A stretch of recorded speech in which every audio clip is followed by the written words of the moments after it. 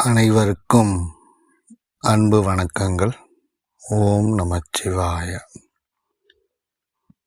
இன்றைய காலகட்டத்தில் ஒரு மனிதன் ஜீவன் முக்தராக வாழ முடியுமா, அது சாத்தியமா என்பதை பற்றி தான் இந்த காணொளியில் பார்க்க போகிறோம். இந்த ஜீவன் முக்தர், விதேகி முக்தர் அப்படின்றது சமஸ்கிருத வார்த்தை. இந்த வார்த்தைகள் யோக வசிஷ்டம் எனும் புனித நூலில் இடம்பெற்றிருக்கு.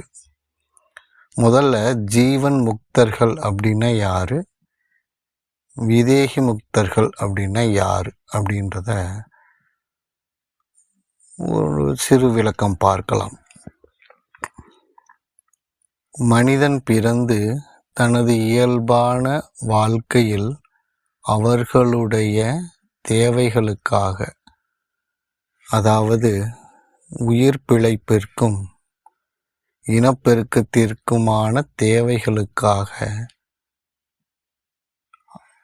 அலைந்து பல்வேறு காரியங்களை செய்து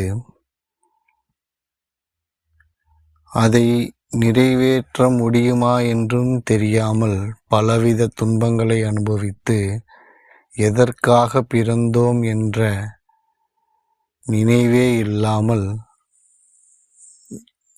இறந்து விடுவது. இது ஒரு இயல்பான வாழ்க்கை. இதுவே சம்சார பந்தம் என்று சொல்கிறோம். இதில் இருந்து விலகி உண்மை நிலையை உணர ஒரு மனிதன் தனது உண்மை நிலையை உணர்கிறான். அந்த உண்மை நிலை என்றால் என்ன அப்படின்னா, இந்த உலகத்தில் நாம் தேடி அலைந்து கிடைக்கப்பெறும் அனைத்தும் இந்த பூமியில் வாழும் இந்த அற்ப மாமிச உடம்பிற்கு மட்டுமே சொந்தமானது. இந்த மாமிச பிண்டம் இந்த மண்ணில் பிறந்து இந்த மண்ணிலேயே அழியக்கூடியது. இந்த மண்ணில் உருவாகும் இந்த உடல் தன்னுடைய தேவைக்காக தற்காலிகமாக உருவாக்கி கொள்ளக்கூடிய அனைத்து பொருட்களும் இந்த பூமியிலேயே விட்டு செல்லப்படும். இந்த உண்மையை உணரும் பொழுது அந்த ஆத்மாவிற்கு இவைகள் அனைத்தும் போலியானவை என்று அவர்களுக்கு புரிய ஆரம்பிக்கும். பின் தன் தாய், தந்தை, மனைவி, தன் பிள்ளைகள், உற்றார் உறவினர், சொந்தங்கள், உடன்பிறப்புகள், நண்பர்கள், எதிரிகள்,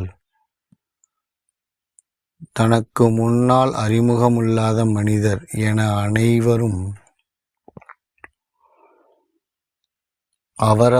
அவரவர்களின் வாழ்க்கையை வாழ்வதற்காக பிறவி எடுத்திருக்கிறார்கள் என்ற உண்மையை உணர்கிறார்கள். தன்னால் தான் அவர்கள் காப்பாற்றப்பட வேண்டும், தான் இல்லை என்றால் அவர்களால் இந்த உலகில் வாழ இயலாது என்ற எண்ணம் அவர்களுக்கு தோன்றும். இந்த இடத்தில் ஒரு ஞானி சொன்ன ஒரு கதை ஞாபகம் வருகிறது. அதாவது ஒரு கணவன், மனைவி, அவர்களுக்கு 2 குழந்தைகள் என மிகவும் மகிழ்ச்சியாக வாழ்ந்து கொண்டிருக்கிறார். எதிர்பாராத விதமாக அந்த கணவர் ஒரு விபத்தில் திடீரென மரணம் அடைந்து விடுகிறார். அப்பொழுது மனைவி, இறந்தவரின் தாய், தந்தை, குழந்தைகள், உற்றார் உறவினர் என அனைவரும் மிகுந்த சோகத்தில், இனி நாம் இந்த உலகத்தில் எவ்வாறு பிழைக்கப் போகிறோம், எப்படி வாழப்போகிறோம் என்று மிகுந்த கவலையுடன் அவரின் பிரிவை தாங்க முடியாமல் மிகுதியான துக்கத்தில் அழுது கொண்டிருந்தார்கள். அப்பொழுது அந்த தெரு வழியாக ஒரு ஞானி வந்தார். இவர்களின் அழுகுரலை கேட்டு அந்த வீட்டுக்குள் சென்ற அவர் நடந்த நிகழ்வை கேட்டுவிட்டு அந்த இறந்த மனிதரின் சடலத்திற்கு அருகில் அமர்ந்தார். மறுபக்கம் அவருடைய மனைவி, இறந்தவரின் தாய், தந்தை, இறந்தவருடைய குழந்தைகள் என அனைவரும் அமர்ந்திருந்தார்கள். அவர்களிடம் ஞானி, ஏன் இப்படி அழுகிறீர்கள்? இந்த இறப்பு என்பது பிறப்பு என்பது ஒரு சம்பவம். இந்த ஜீவன் தன்னுடைய பிறப்பையும் இறப்பையும் முடிவு செய்துதான் இந்த உலகில் ஜீவிக்கிறது.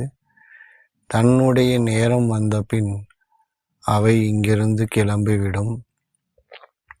அதுபோல்தான் இந்த உலகில் பிறந்த அனைவருக்கும் இது பொதுவானது என்று பலவாறாக அவர்களுக்கு போதனை செய்தார். ஆனால் அவருடைய மனைவியோ, அவரை நம்பி நாங்கள் இங்கு இருக்கிறோம், இந்த உலகத்தில் அவர் இல்லாமல் எங்களுக்கு எதுவுமே கிடையாது, அவர்கள் இல்லாத உலகத்தில் எங்களால் இப்படி வாழ முடியும், அவரின் மேல் உயிரையே வைத்திருக்கிறோம், அவர் திடீரென எங்களை விட்டுவிட்டு சென்று விட்டார் என்று பலவாறாக துக்கத்தில் பேசினார்கள். அப்பொழுது அந்த ஞானி தான் வைத்திருந்த கமண்டலத்தில் இருந்து கொஞ்சம் நீரை எடுத்து ஒரு பாத்திரத்தில் ஊற்றி வைத்தார். அப்பொழுது ஞானி அந்த இறந்தவரின் மனைவியிடம், சரி, நீங்கள் இவ்வளவு துன்பப்படுகிறீர்கள், உங்களுக்காக ஒரு பரிகாரம் ஒன்று என்னால் செய்ய இயலும் அப்படின்ன உடனே அந்த மனைவி, சொல்லுங்க சாமி, என்ன பண்ணணும் அப்படின்னு கேட்டிருக்கிறாங்க.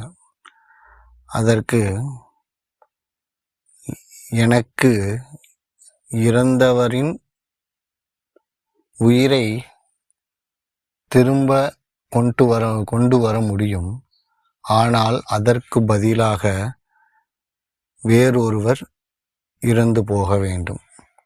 இதற்கு யார் தயாராக இருக்கிறீர்களோ அவர்கள் இந்த பாத்திரத்தில் உள்ள நீரை அருந்தி இந்த சவத்தின் அருகில் படுத்துக் கொள்ளுங்கள். சிறிது நேரத்தில் இவர் எழுந்து விடுவார் என்று சொன்னார்கள்.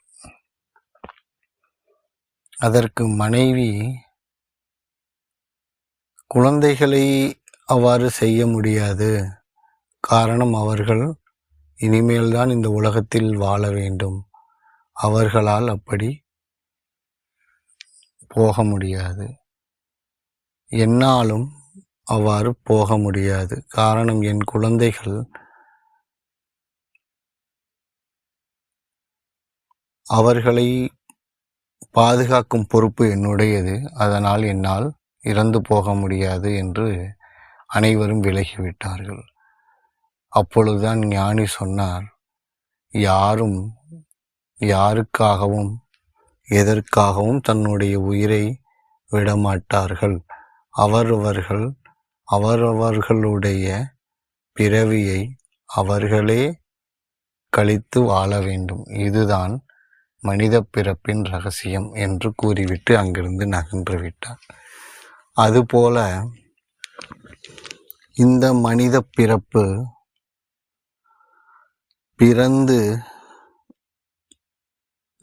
இந்த உலகில் இருக்கும் அனைத்து பொருள்களும் கற்பனையானவைகள் அல்லது தற்காலிகமானவைகள் என்பதை புரிந்தும் தன்னை சுற்றி இருக்கும் மனிதர்கள் அனைவரும் தற்காலிகமானவர்கள் அல்லது அவரவர் பிறவிப் பயனை அடைய இங்கு பிறவி எடுத்துள்ளார்கள் என்பதையும் உணர்ந்து தர்மத்தின் வழியில் நடக்க ஆரம்பிப்பார்கள்.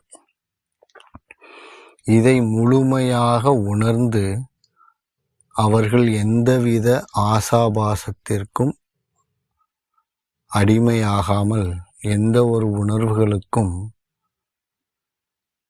அசையாமல் அவர்கள் நடுநிலையாக இன்பத்தையும் துன்பத்தையும் சமமாக பார்க்கும் ஒரு நிலைக்கு வந்து அவர்கள் இருப்பார்கள்.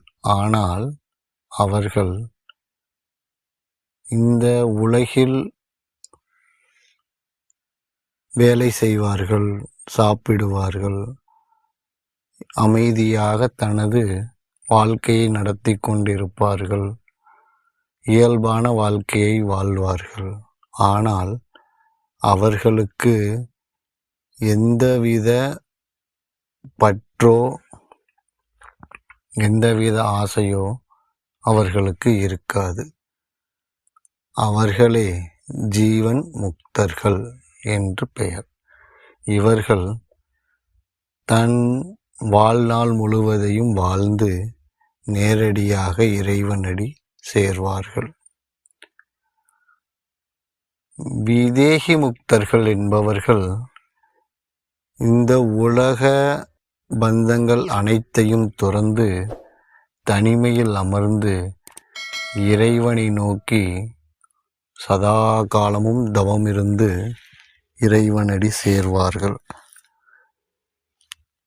இதில் இந்த காலத்தில் இப்பொழுது வாழும் காலத்தில் ஒரு மனிதர் ஜீவன் முக்தர்களாக வாழ்வது சாத்தியமா அப்படின்னா 95% அதற்கு வாய்ப்பு மிக மிக குறைவு. ஏன் அப்படி சொல்கிறேன் என்றால், இந்த உலகம் மிகவும் சுயநலமிக்கதாக மாறிவிட்டது. ஆன்மீகம் என்பதில் உள்ள குளறுபடியான